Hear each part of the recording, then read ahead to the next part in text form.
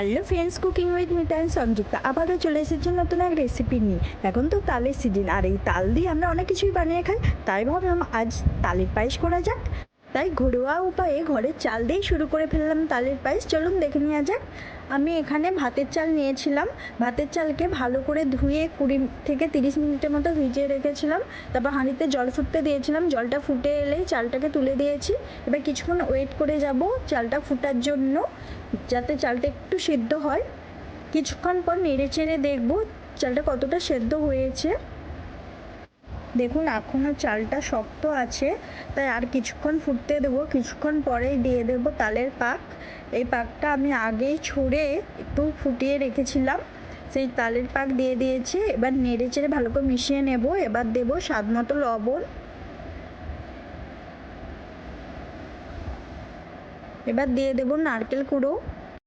এবার 2-3টে তেজপাতা দিয়ে দেব। এবার দেব দুধটাকে আগে আমি ফুটিয়ে রেখেছিলাম, সেই দুধটাই দিয়ে দেব। দিয়ে ভালো করে মিশিয়ে নেব।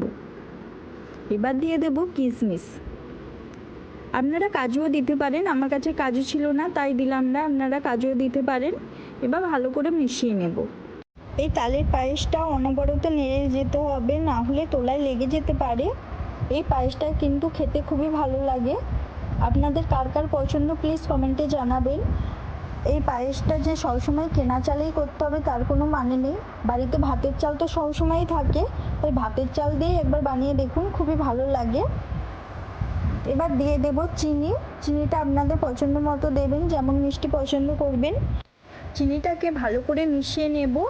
এবার নেড়ে চেড়ে কিছুক্ষণ ফুটিয়ে নিলেই রেডি তালের পায়েস। এই তালের পায়েসটা কিন্তু একটু পাতলা অবস্থাতেই নামাতে হবে, কারণ ঠান্ডা হয়ে গেলে অনেকটাই বসে যায়। দেখুন কতটা সুন্দর হয়েছে। ভালো লাগে please like, comment, share, subscribe. By.